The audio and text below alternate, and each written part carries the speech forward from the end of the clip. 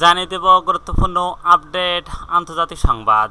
শুরুতেই সংবাদ শিরোনাম, পরে বিস্তারিত। যুদ্ধবিরতির নতুন প্রস্তাবনায় গাজা উপত্যকা। এরপর জানিয়ে দেব কাশ্মীর হামলা নিয়ে মুখ খুলল পাকিস্তান। আরও জানিয়ে দেব সৌদি থেকে ফেরার পথে পাকিস্তানের আকাশপথ এড়িয়ে গেলেন মোদি। সর্বশেষ দেব সৌদি থেকে কি এমন পণ্য যাতে 3000% শুল্ক বসাতে চায় যুক্তরাষ্ট্র। এতক্ষণ শুনছিলেন সংবাদ শিরোনাম, এবার বিস্তারিত। তার আগে অনুরোধ থাকবে আজকের এই ভিডিও সম্পর্কে আপনার মূল্যবান মতামত। ভিডিও ভালো লাগলে লাইক, কমেন্ট ও শেয়ার করে সবাইকে দেখার সুযোগ করে দিন। যুদ্ধবিরতির নতুন প্রস্তাবনায় গাজা উপত্যকা। ফিলিস্তিনের অবরুদ্ধ গাজা উপত্যকায় যুদ্ধবিরতি নিয়ে একটি নতুন প্রস্তাবনা উপস্থাপন করেছেন কাতার ও মিশরের মধ্যস্থকারীরা। স্থানীয় সময় মঙ্গলবার 21 এপ্রিল সংবাদ মাধ্যম বিবিসিকে এমন তথ্য জানিয়েছেন ইসরায়েল হামাস যুদ্ধবিরতির আলোচনার সঙ্গে সংশ্লিষ্ট এক জ্যেষ্ঠ ফিলিস্তিনি কর্মকর্তা।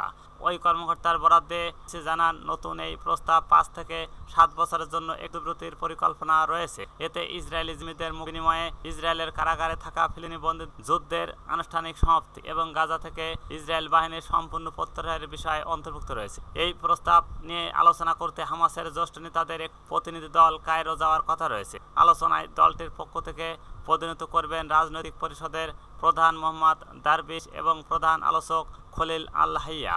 প্রসঙ্গত, গত 18 মার্চ ইসরায়েল গাজায় পুনরায় বোমাবর্ষণ শুরু করে। সেই সময় ইসরায়েল হামাস উভয় পক্ষই একে অপরকে ভঙ্গের জন্য দায়ী করে। তবে মধ্যস্থকারীদের নতুন প্রস্তাবনা নিয়ে এখন পর্যন্ত ইসরায়েল কোনো আনুষ্ঠানিক মন্তব্য করেনি। উল্লেখ্য, মাত্র কয়েকদিন আগে হামাস ইসরায়েলের একটি প্রস্তাব প্রত্যাখ্যান করেছিল। ওই প্রস্তাবে 6 সপ্তাহের যুদ্ধবিরতির বিনিময়ে হামাসের নিরস্ত্রীকরণের দাবি জানানো হয়েছিল, যা হামাস মেনে নেননি। এর আগে শনিবার ইসরায়েল প্রধানমন্ত্রী বেঞ্জামিন নেতানিয়াহু বলেন, হামাসকে সম্পূর্ণ ধ্বংস এবং সব ইসরায়েলিকে মুক্ত না করা পর্যন্ত যুদ্ধ বন্ধ করবেন না। জবাব ফিলিস্তিনি স্বাধীনতাকামী গোষ্ঠী হামাসের পক্ষ থেকে বলা হয়েছে, ইসরায়েল প্রথমে যুদ্ধের স্থায়ী সমাপ্তি দিতে হবে, এরপর জিম্মিদের মুক্তি দেওয়া সম্ভব। যুদ্ধবিরতির আলোচনার সঙ্গে সংশ্লিষ্ট ফিলিস্তিনি এক কর্মকর্তা বিবিসিকে আরও জানান, হামাস যে তারা একটি সংগঠন হতে পারে। এটি হতে পারে পশ্চিম তীরে অবস্থিত বর্তমান ফিলিস্তিনি কর্তৃপক্ষ, পিএ, কিংবা নতুন করে গঠিত একটি প্রশাসনিক কাঠামো। অপরদিকে ইসরায়েল প্রধানমন্ত্রী নেতানিয়াহু আগে স্পষ্ট করে দিয়েছেন যে গাজার ভবিষ্যৎ শাসনে এর কোনো ভূমিকা থাকবে না। যদিও এই আলোচনার সাফল্য নিয়ে এখনই করে কিছু বলা যাচ্ছে না, তবুও দেওয়া বক্তব্য সংশ্লিষ্ট কর্মকর্তা বলেন, চলমান মধ্যস্থতা চেষ্টাকে অত্যন্ত গুরুত্ব সহকারে দেখা হচ্ছে এবং হামাস আলোচনায় অভূতপূর্ব নমনীয় প্রদর্শন করছে, যা অতীতে দেখা যায়নি। কাশ্মীর হামলা নিয়ে মুখ খুলল পাকিস্তান। ভারত নিয়ন্ত্রিত কাশ্মীরে পহেলগামে পর্যটকের উপর সন্ত্রাসী হামলায় হতাহতের ঘটনায় মুখ খুলেছে পাকিস্তান। দেশটি জানিয়েছে, এই ঘটনায় তারা বেশ উদ্বিগ্ন। বুধবার 23 এপ্রিল জিওটি নিউজের সংবাদ বলা হয়, ভারতের দ্বার অবৈধভাবে দখলকৃত জম্মু ও কাশ্মীরের পহেলগামে হামলা হয়েছে। এতে বেসামরিকদের প্রাণহানিতে উদ্বেগ প্রকাশ করেছে পাকিস্তান।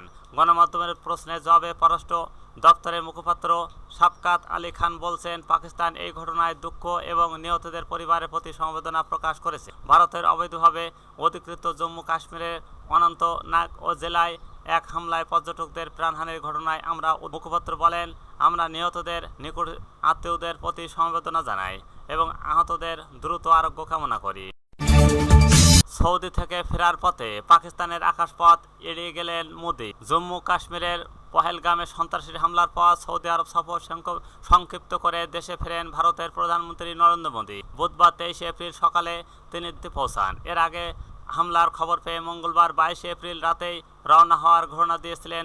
ফেরার পথে তিনি পাকিস্তানের আকাশসীমা এড়িয়ে যান। ফ্লাইটিং ট্র্যাকিং ওয়েবসাইটের বরাতে ভারতের সংবাদ মাধ্যম এনডিটিভি জানান, সৌদি আরব থেকে ফেরার সময় প্রধানমন্ত্রী নরেন্দ্র মোদীর বিমান এয়ার ইন্ডিয়া 1 পাকিস্তানের আকাশসীমা অতিক্রম করেননি। ফ্লাইট ট্র্যাকিং ওয়েবসাইট ফ্লাইট ও রাডার 24-এর ভিজুয়াল নিশ্চিত করা হয়েছে। মঙ্গলবার সকালে রিয়াদের উদ্দেশ্যে যাত্রা করার সময় প্রধানমন্ত্রী ভারতীয় বিমান বাহিনীর বোয়িং 727-300 বিমানটি পাকিস্তানের আকাশসীমা অতিক্রম করে, কিন্তু ফিরে আসার সময় এটি পাকিস্তানের আকাশসীমায় প্রবেশের বদলে বেশ দূর পথ বেছে নেন। ফেরার পথে মোদিকে বহন করা বিমানটি সরাসরি আরব সাগরের উপর দিয়ে উড়ে যায় এবং ভারতীয় উপদ্বীপ অতিক্রম করে গুজরাট হয়ে উত্তর দিকে ঘুরে দিল্লি ফিরে আসে। এই পথে দূরত্ব বেশি হলেও পাকিস্তানের আকাশসীমা এড়াতে তা বেছে নেওয়া হয়। কি এমন পণ্য যাতে 3000% শুল্ক বাড়াতে চায় যুক্তরাষ্ট্র?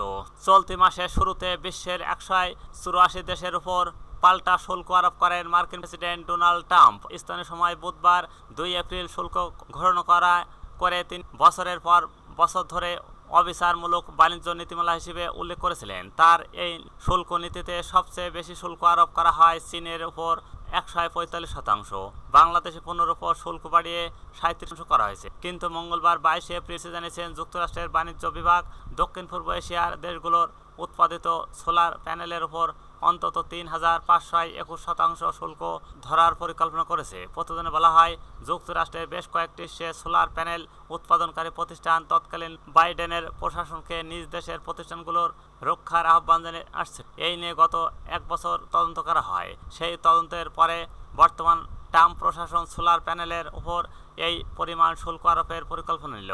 প্রস্তাবিত এই শুল্ক কম্বোডিয়া, থাইল্যান্ড, মালয়েশিয়া, ভিয়েতনামের যেসব প্রতিষ্ঠান চীনের অর্থে পরিচালিত হয় এবং সস্তায় যুক্তরাষ্ট্রের পণ্য বিক্রি করে সেগুলোর উপর প্রযোজ্য হবে। তবে দেশ প্রতিষ্ঠান ভেদে শুল্কের পরিমাণ ভিন্ন হবে। আগামী জুনে মার্কিন সংস্থা ইন্টারন্যাশনাল ট্রেড কমিশন এই বিষয়ে চূড়ান্ত নিয়ে নেবে বলে প্রতিবেদনে উল্লেখ করা হয়েছে।